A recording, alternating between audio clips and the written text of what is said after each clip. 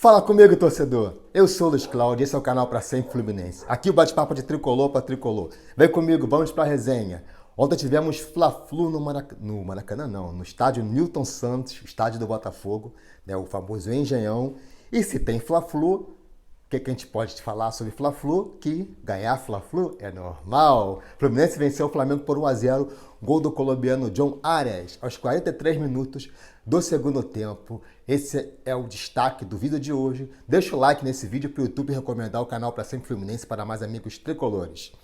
Ontem tivemos o primeiro clássico do Campeonato Carioca, o primeiro clássico da temporada, Fluminense e Flamengo. Flamengo e Fluminense, mando de campo do Flamengo. O jogo foi disputado no estádio Newton Santos, o Engenhão.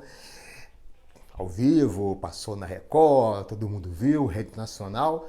E nós vimos ontem um Fluminense diferente do Fluminense que a gente vinha jogando.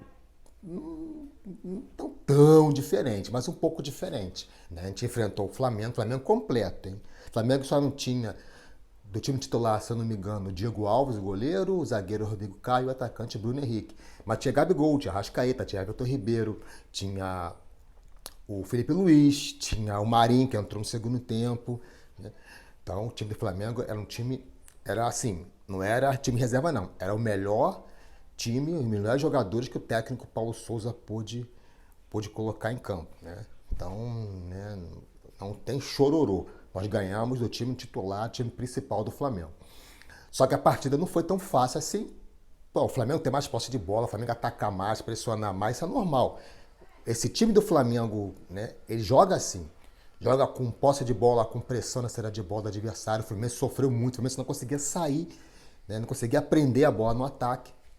O Flamengo marcava muito em cima e o Fluminense foi fazendo o que deu. Partidaça de, assim, a gente não pode, o time jogou bem, o coletivo funcionou e não tem como a gente falar assim, não, o craque do jogo foi fulano, cicrano, beltrano. Não tem como isso. A gente tem que dizer que o craque, ontem tivemos 3 jogadores que a gente pode dizer que são craques do jogo. Tivemos o Iago Felipe, que foi um leão, tá? O cara correu o campo todo, marcou, atacou, jogou, levou o time para frente, sabe? Fôlego, estava lá em cima. A gente já conhece o Iago Felipe, sabe que é um jogador de muita imposição física. E ontem, como o jogo foi um jogo pegado, foi um jogo de muitas faltas, de expulsão, de treta, teve briga primeiro do Felipe Melo com o Diego, depois tivemos a briga do David Braz com o Gustavo Henrique, e no final, essas 2 brigas, cada um levou um cartão amarelo. E no final tivemos o entreveiro do Vitinho com o Calegari, e aí os 2 acabaram sendo expulsos. Foi um jogo muito pegado e precisava de um time com bastante intensidade. O Iago Felipe foi o exemplo, né? Foi o símbolo dessa intensidade que o Fluminense precisava ter para ganhar o jogo. Não foi um jogo fácil, né? Então, Iago Felipe jogou muito a bola. Felipe Melo, enquanto esteve em campo, sabe, se impôs, foi um zagueiraço, jogou muito bem, rebateu tudo que é bola dentro da área, marcou o Gabigol em cima. Ontem ele foi um zagueiraço, um xerifão. Foi inclusive escolhido na transmissão, eu estava assistindo o jogo pela Record. Ele foi escolhido na Record o craque do jogo, né? Como eu falei, não tem como dar craque para um jogador, porque vários jogadores se destacaram, mas foi uma boa votação. Eu até cheguei a comentar lá no grupo que ele está jogando muito bem. O Felipe Melo estava destruindo o ataque do Flamengo, colocando o jogador do Flamengo no bolso, só que ele sempre entra com muita vontade. Já tinha tomado o cartão amarelo e ele entra com muita vontade. É interessante manter no jogo, né? Porque ele estava destruindo tudo que é jogar de ataque do Flamengo, mas era uma temeridade, porque de qualquer maneira podia tomar um cartão amarelo, e já tinha um cartão amarelo e ser expulso. Mas não teve jeito, ele jogou até onde pôde, depois ficou cansado, o técnico tirou, mas jogou uma partida perfeita. Esse Felipe Melo que jogou ontem é o Felipe Melo que a gente quer ver. E esse Felipe Melo vai ajudar muito o Fluminense, tenho certeza absoluta. E o terceiro grande destaque foi o goleiro Marcos Felipe. Fez várias defesas difíceis. Tá? Várias defesas difíceis, né? Logo no primeiro lance do jogo, uma jogada, uma triangulação do Flamengo ali pela esquerda, a bola jogou pro Gabigol que chutou. Ele fez um defesaço lá no alto, mandando a bola para escanteio. Agora, as grandes defesas que ele fez foi uma aos 53, uma aos 51 e uma aos 54 minutos. Quando salvou o Fluminense tomar o gol de empate. O Fluminense, aquela altura, já estava ganhando de 1-0. Um chute a queima-roupa do Gabigol e uma cabeçada do Lázaro. E ele salvou o Fluminense. Então, para mim, o time como um todo jogou bem, mas os 3 destaques para mim: Felipe Melo, Iago Felipe e o Marcos Felipe. Marcos Felipe, eu também postei isso aí lá no grupo também, que a contratação do Fábio fez bem para ele, porque um goleiro como ele, que ainda é jovem, que ainda está se firmando no futebol, ter uma sombra como o Fábio ajuda muito, muito, muito mesmo. E aí sim, o jogo foi pegado, tivemos várias confusões e também tivemos o VAR. E olha só como é importante a gente ter o VAR no Campeonato Carioca. Se não fosse o VAR, o Fluminense poderia ter perdido esse jogo por 2-1. Tivemos um pênalti marcado logo no começo do jogo a favor do Flamengo, que o VAR foi lá e anulou, né? Um chute que a bola bateu no braço do zagueiro Nino, só que o Nino estava com o braço colado no corpo. E aí o VAR foi lá e anulou o pênalti que o juiz tinha marcado. E no segundo tempo, voltaria dos 28 minutos, tivemos o gol do Flamengo, o gol do Gabigol. Só que o VAR traçou aquela linha, aquelas 2 linhas, a linha do defensor e a linha do atacante, e achou o impedimento do Gabigol. O Gabigol foi lá, comemorou, fez aquela festa toda. O VAR levou 6 minutos para achar esse impedimento e anulou o gol do Flamengo. Assim, o que eu vou dizer, o Fluminense jogou bem, não foi uma partidaça do Fluminense, mas teve garra, teve vontade, teve raça. No começo do jogo, o Flamengo dominou, apertou a marcação, enfileirou as chances. Teve uma bola, um contra-ataque, um lançamento, se não me engano, do Ilharão, que o Gabigol entrou sozinho, entrou pela ponta direita e rolou para trás. Uma bola que o Arrascaeta já vinha no carrinho e o Felipe Melo conseguiu. Não, ele chegou a cortar, né? Porque o Arrascaeta acabou batendo com o pé na bola. Só que ele conseguiu atrapalhar o uruguaio e a bola acabou aumentando. O Fluminense passou muito sufoco e a bola rondou bastante na área. E não tem jeito, jogar contra o Flamengo, você vai tomar sufoco, você vai levar perigo, você vai tomar susto, porque é um time muito qualificado, né? E aí não tem jeito, o Flamengo vai ter mais posse de bola, eu não consegui ver aqui a posse de bola final. Mas até os 30 do segundo tempo estava 60-40. Só que depois o Fluminense começou a sair. E uma grande partida também, eu destaquei esses 3 jogadores, mas teve um jogador também que foi e vai ser, até o final do ano, a nossa válvula de escape, que é o Luiz Henrique. Tá? Logo no começo do jogo, ele recebeu uma bola na esquerda, passou de passagem por 2 marcadores do Flamengo, né? Naquele drible dele rápido, e aí só que ele podia ter rolado por Bigode, aí tentou chutar com a perna direita que não é boa e acabou batendo para fora. E também teve no finalzinho do primeiro tempo uma cabeçada, uma cobrança de escanteio, ele no primeiro pau cabeceou, a bola bateu na rede pelo lado de fora. É o nosso desafogo, é o jogador que tem que tirar ele da obrigação de marcação, ele tem que estar bem fisicamente. Ontem jogou bastante, né? Ele só não jogou mais porque ele sentiu depois uma fisgada na coxa e ficou até onde pôde, mas acabou saindo e coincidentemente ele saiu momentos antes do gol. O Abel fez a substituição, tirou ele e colocou, se não me engano, o Nonato. E aí ele sentiu, o Fluminense foi lá e fez o gol. Ele sentiu essa contusão e pediu para sair, o Abel ainda segurou ele mais um tempo, mas depois o Abel acabou tirando. É o nosso desafogo, é o jogador que tem mais condições técnicas para tirar a gente do sufoco, porque ele parte para dentro, ele é abusado, ele é ensaboado, ele parte para dentro, ele é insinuante, porque o Fluminense continua com graves problemas de criatividade. O time não tem criatividade. Ele ontem escalou um time no meio com com dois volantes, né, com o Iago Felipe e com o André, e três na frente, né? O William Bigode, o Luiz Henrique e o Fred. Gente, eu gosto muito do Fred, sou fãzaço do Fred, mas eu acho que o Fred não dá mais. O Fred até ele e o Bigode protagonizaram uma jogada até legal, uma bola cruzada, o Fred fez o corta-luz, o Bigode dominou, limpou a jogada e bateu para a boa defesa do goleiro do Flamengo, o goleiro Hugo Souza.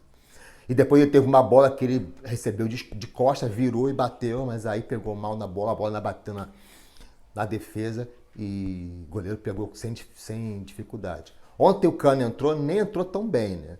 Mas o Cano, ele tem um pouco mais de movimentação. O Fred está muito paradão, muito pesadão. O Fred, em alguns momentos, atrapalha o desenrolar ali do ataque. Né? O técnico vai ter que repensar. E o Bigode, inacreditavelmente, está mal. Mas a partida ruim. Teve esse chute, né, que eu falei. Teve outro chute também que ele recebeu a bola, mas bateu lá na lua. Mas o Bigode não está bem. E o Bigode não está jogando do modo em que o time é armado. Porque ontem ele armou ataque com Fred, Bigode e Luiz Henrique. Era para estar Luiz Henrique aberto um lado, Bigode do outro, o Fred centralizado. Luiz Henrique abriu as pontas. Só que o Bigode jogou muito colado com o Fred. Isso atrapalhou.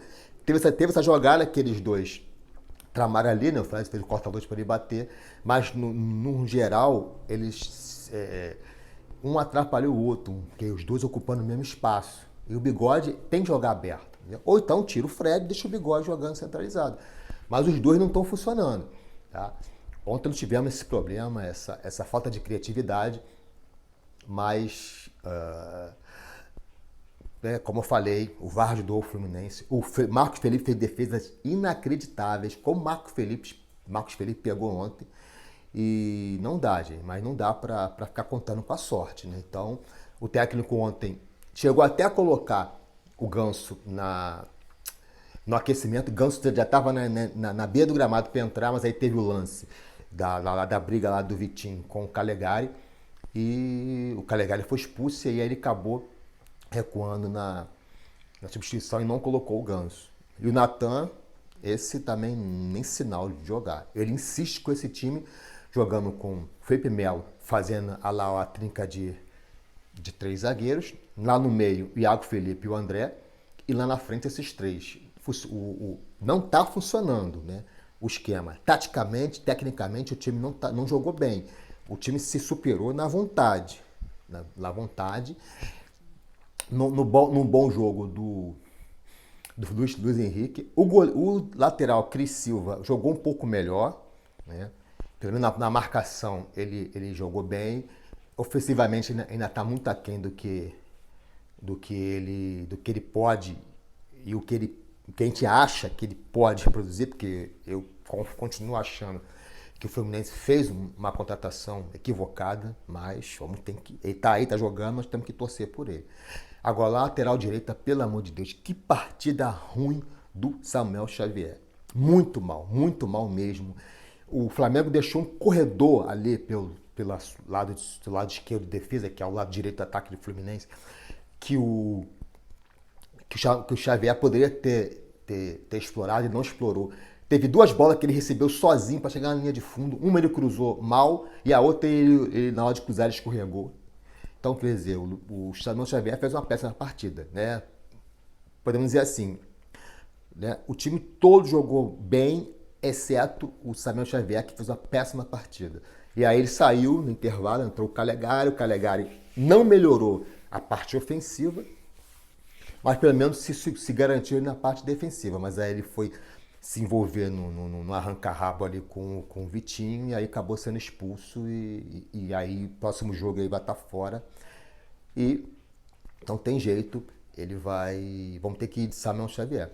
E o gol, os 43 minutos, teve uma falta, engraçado que a falta, o Iago Felipe queria bater rápido, só que aí tem um jogador do Flamengo ali atrapalhando, né? Atrapalhou no caso, o juiz mandou voltar e quando ele mandou voltar, ele bateu lá no segundo pau e o colombiano John Arias, que tinha entrado no segundo tempo, entrou sem marcação, ele estava sozinho, veio por trás de toda a defesa do Flamengo e cabeceou até em cima do goleiro, mas o goleiro, mão de alface, aceitou e o Fluminense abriu o marcador aos 43 minutos. E aí depois desse, teve essas duas grandes defesas do Marcos Felipe que eu falei, defesaças que garantiram a vitória do Fluminense. Nos últimos 7 Fla-Flus, o Fluminense ganhou 5. Então a freguesia continua, terceira vitória seguida, e ganhar Fla-Flu, como dizia o Nelson Rodrigues, é normal. Foi uma vitória que não dá moral, claro. Ganhar o clássico, ainda mais contra o Flamengo, dá moral. Mas a gente tem que entender que o Fluminense não fez uma partida brilhante, mas uma vitória dessa está no caminho de uma evolução. O time está evoluindo partida por partida e é isso que a gente espera, que no próximo jogo a gente veja uma partida melhor. O Botafogo será o adversário, o Botafogo está bem. O Botafogo hoje tem 7 pontos e se ganhar ultrapassa o Fluminense. O Fluminense está em segundo com 9 e o Vasco é o líder com 10. Se o Botafogo ganhar, o Botafogo ultrapassa Fluminense e Vasco, assume a liderança, o Fluminense cai para a terceira, mas o Fluminense pode chegar à liderança na próxima rodada, pega o Botafogo também no estádio Newton Santos, Engenhão, o mando de campo do Fluminense, mas ele fez um acordo com o Botafogo, vai jogar lá, tem jeito, cara. O Engenhão tem que ser a casa dos grandes jogos, dos grandes clássicos, enquanto não tiver o Maracanã. Não tem como você fazer clássico em Brasília, em Volta Redonda, você tem um Engenhão, eu não entendo isso. Da Libertadores, o Fluminense deve jogar no Engenhão, mais escolheu São Januário. O Engenhão é a casa de festa do Fluminense. O Fluminense ganhou 3 títulos lá, né?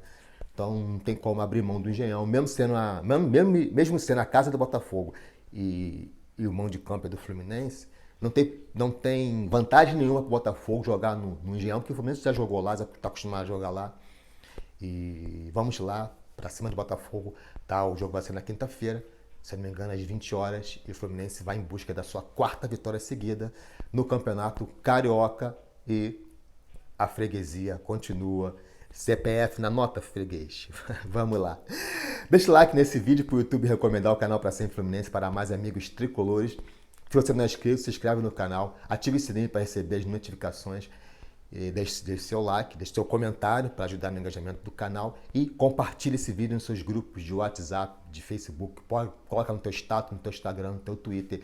Ajude o canal Pra Sempre Fluminense a crescer ainda mais aqui no YouTube. Valeu, grande abraço, saudações.